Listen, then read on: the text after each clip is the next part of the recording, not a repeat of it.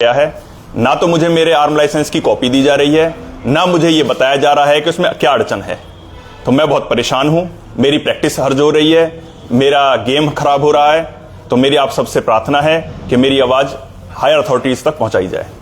अब तो खेल मंत्री पलवल से है, कभी कहीं ना भाई खिलाड़ियों की सुनवाई नहीं हो रही है सरकार में। भाई तो मैं आपके सामने ना बैठा होता। कब से कहाँ आप गए, इसमें दिक्कत कहाँ आ रही है? ऐसा जी, विषय ऐसा है कि मेरा आर्म लाइसेंस खेल कोटे में सन 2013 में बना था। उसके बाद 2016 और 2019 में उसका नवीनीकरण हुआ था। 2022 में उसका पुनः नवीनीकरण के लिए मैंने जब अप्लाई करा तो उस वक्त पीएलए में क्लर्क मौजूद थे मुकेश कुमार। उन्होंने मेरे से कहा कि भाई आपके लाइसेंस पे 3 हथियार हैं, जबकि आपको सिर्फ 2 हथियार रखने की अनुमति है। मैंने उनको बताया कि भाई वो आम नागरिकों के लिए है, खिलाड़ियों को भारत सरकार के गृह मंत्रालय द्वारा अधिसूचना जारी करी गई है जिसके तहत मैं 10 हथियार रख सकता हूं। और मैंने उसकी कॉपी, अपने सर्टिफिकेट की कॉपी सब उनको दी। उसके बाद मेरी फाइल चली, पुलिस वेरिफिकेशन वगैरह के बाद जब मैंने उनसे संपर्क करा तो उन्होंने मुझे बताया कि भाई आपको अपना 1 हथियार बेचना पड़ेगा। मैंने उनसे कहा कि जी मैंने आपको सारे कागज दे रखे हैं, तो मुझे नहीं लगता बेचने की कोई आवश्यकता है। तो बोले कि भाई अगर आपको ये तीनों हथियार रखने हैं तो आपको सेवा पानी करनी पड़ेगी। और सेवा पानी के नाम पे उन्होंने मुझसे 30,000 रुपए की डिमांड करी। किसने मांगे? मुकेश कुमार क्लर्क ने जी। ये एसडीएम ऑफिस में क्लर्क थे उस टाइम पे 2022 में। तो उसके बाद शशि वसुंधरा जी एसडीएम थी जी। मैं उनसे मिला, मैंने उनको बताया कि जी मेरा ऐसा लाइसेंस है। उन्होंने मेरे सामने ही पीएलए को बुला के और उसको बोला कि इनकी फाइल पुटअप करो। जब मैं मैडम के कमरे से बाहर निकला तो क्लर्क बोला कोई बात नहीं, अब आप लाइसेंस रिन्यू करवा के दिखा देना। तो मुझे भी था मेरे सारे कागज पूरे हैं तो ऐसी कोई आपत्ति आनी नहीं चाहिए। पर उसके बाद क्या हुआ कि मैं जाऊं, मैडम से मिलूं, उसके बाद मैडम का ट्रांसफर हो गया, नरेंद्र जी एसडीएम आ गए, जिस भी अधिकारी से मैं मिलूं वो हां करता, मतलब विषय कोई क्लियर नहीं कर रहा था, मना भी नहीं करते और मेरे को मेरा लाइसेंस भी नहीं मिलता। हाँ, चक्कर पे चक्कर लगे जी। और जाके 2024 में जब मैंने ज्यादा बातचीत करी, सुप्रीटेंडेंट वगैरह कई और अधिकारियों से और मिला, मैंने फिर शिकायत करी, तो जाके मुझे पता चला कि भाई मेरे लाइसेंस पे एक ऑब्जेक्शन लगाई हुई है 3 हथियारों की, जो उन्होंने मेरे से वर्बली बोला था। और कोई भी ऑब्जेक्शन जो लगती है ना, उसकी 2 कॉपी होती है जी, एक ऑफिस कॉपी और एक संबंधित व्यक्ति को दी जाती है। दोनों कॉपी उसी फाइल में थी, जिस पर मेरे द्वारा ये कहा गया कि भाई आपने अगर कोई ऑब्जेक्शन थी तो आपने मुझे दी क्यों नहीं अभी तक। और वहीं जो सुप्रीटेंडेंट महोदय थे, मैंने उनको भी बताया कि मेरे ऐसे खेल का है।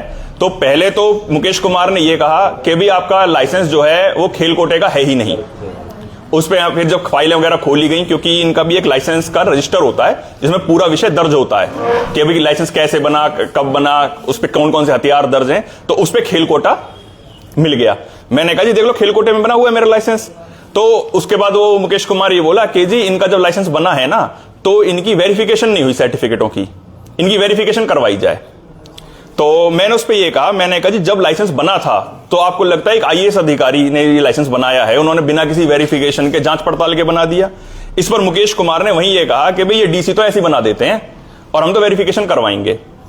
उसके तहत मैं कई और अधिकारियों से मिला उस वक्त के, तो सबने मेरे को यही समझाया कि शांतनु आपको वेरिफिकेशन होने से ऐतराज क्या है, आप वेरिफिकेशन हो जाने दो।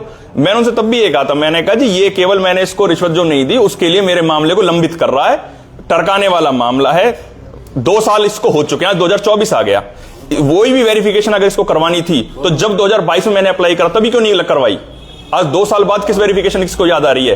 पर चूंकि सभी ने मेरे से ये कहा कि जी आप वेरिफिकेशन हो जाने दो, हमेशा के लिए आपके लिए अच्छा रहेगा, तो भाई मेरे को भी संतोष करना पड़ा और उन्होंने वेरिफिकेशन के लिए, आप ये समझिए 18 जुलाई 2024 को पहला पत्र हमारी राष्ट्रीय राइफल संघ जो संस्था है उसको लिखा कि भाई मैं किस स्तर का खिलाड़ी हूं, मेरे पास वेरिफिकेशन जो मेरे सर्टिफिकेट्स की कि भाई सर्टिफिकेट ओरिजिनल है या नकली है, उसकी उन्होंने भेजी। जिसका जवाब 2 सितंबर 2024 को संघ के द्वारा हमारे राष्ट्रीय राइफल संघ ने भेज दिया, जिसमें मेरे सारे सर्टिफिकेट ओरिजिनल थे और उन्होंने रिनाउंड शॉट कैटेगरी भी मेरी मेंशन कर दी। अब भारत सरकार का जो गजट है वो हिंदी और अंग्रेजी 2 भाषाओं में है। उसमें सारी कैटेगरियां विस्तार पूर्वक लिख रही हैं कि कौन सा खिलाड़ी किस स्तर का होगा, उसको कौन कौन से हथियार अलाउड हैं, उसका एरिया वैलिडिटी क्या होगी, उसमें एम्युनिशन क्या होगा, सारा कुछ है। अब जब वो आ गई तो ये बोला कि नहीं इनके हथियारों की जांच और करवाओ कि क्या ये हथियार रख सकते हैं। जिस पर मैंने कहा भाई अब तुम ना मामले को ज्यादा वो कर रहे हो। जब आपको अगर कोई भी आपत्ति थी तो मैं ये समझता हूं कोई भी आपत्ति एक ही लेटर में लिखी जाती है, बार बार लेटर नहीं लिखे जाते कि अब इसका जवाब दे दो, अब उसका जवाब दे दो। अगर आपको जो जो आपत्तियां थी, जब आपने जुलाई में पहला लेटर लिखा उसी में सारी चीजें मेंशन क्यों नहीं करी।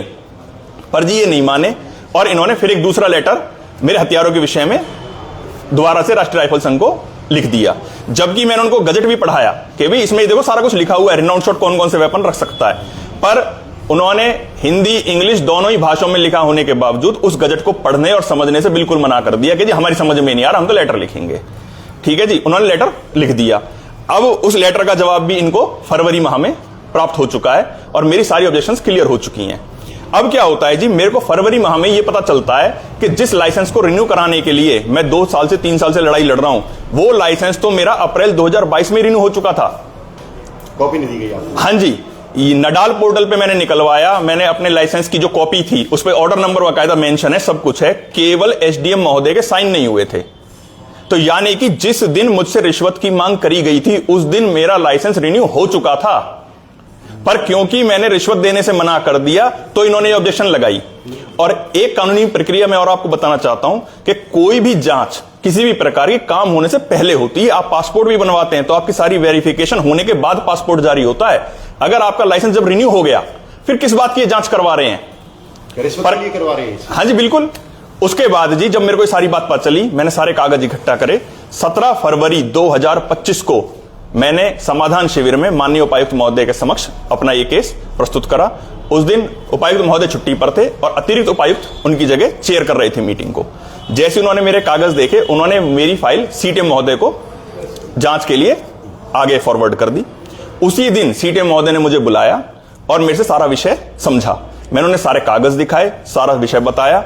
उन्होंने उसके बाद मुझे बैठने के लिए कहा और मुकेश कुमार क्लर्क को और सुप्रिटेंडेंट को बुलाया। लगभग 1 घंटा इनकी आपस में कमरे में कुछ बातचीत हुई है। उसके बाद सीटीएम साहब ने मुझे वापस बुलाया और बोले कि शांतनु, मेरी समझ में सारा विषय आ गया है, आप मुझे 1 हफ्ते का समय दो, विद इन अ वीक मैं आपको आपके लाइसेंस की कॉपी दे दूंगा। उसके बाद जी मैं 1 हफ्ते बाद उनसे मिला। उन्होंने मेरे को बताया कि किसी कारणवश शायद काम नहीं हो पाया, आप कुछ दिन और रुक जाओ।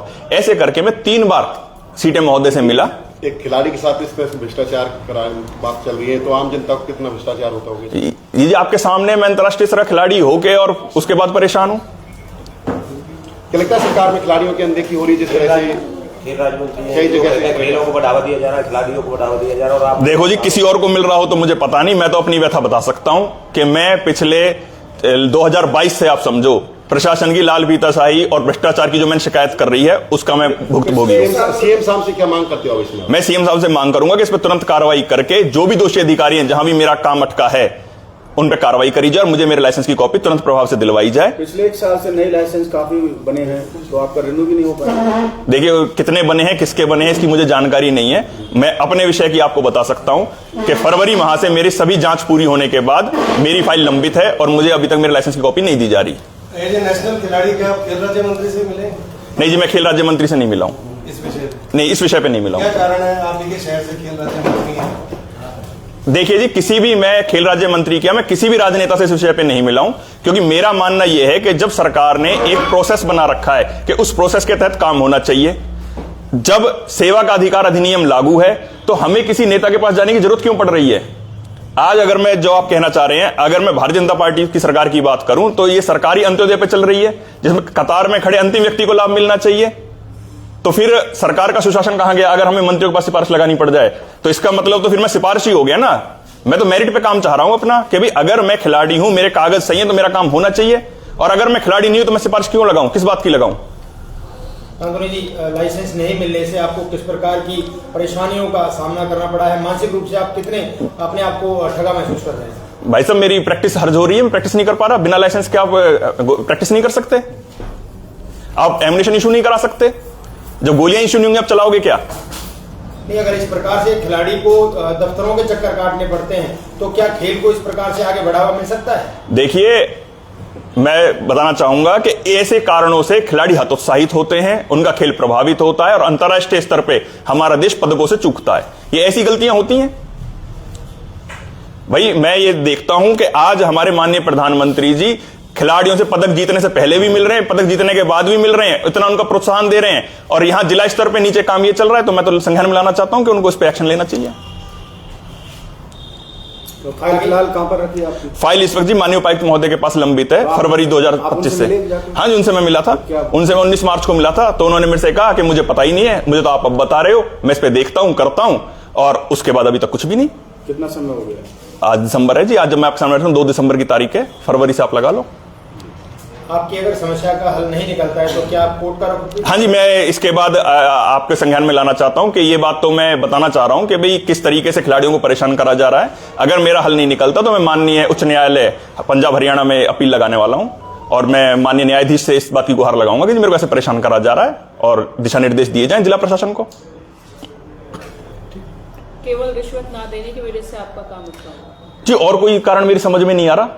भाई जो भी ऑब्जेक्शन थी उन्होंने वो लगाई तो रिश्वत की वजह से ही थी, पर चलो अगर हम उन्हें भी सही मान लें तो वो सब होके फरवरी 2025 में सब कुछ क्लियर हो चुका है। आज दिसंबर तक क्यों नहीं दी जा रही? क्योंकि रिश्वत की जो मेरी जांच है, जो कार्रवाई माननीय लोकायुक्त महोदय के यहाँ चल रही है। शांतनु जी, क्या आपका कोई पर्सनल किसी से कोई विवाद तो नहीं है? नहीं, मेरा पर्सनल, मेरा जी निजी किसी से कोई विवाद नहीं है। रिश्वत आपसे क्लर्क ने मांगी, क्लर्क जी। उस सीट पर रहा नहीं, फिर क्या जी। कारण है जो अभी भी नहीं हो पा? सर, क्लर्क उस सीट से मई महीने में हटाया गया है, मई 2025 में, फरवरी में जबकि मेरी सारी कार्रवाई पूरी हो चुकी है।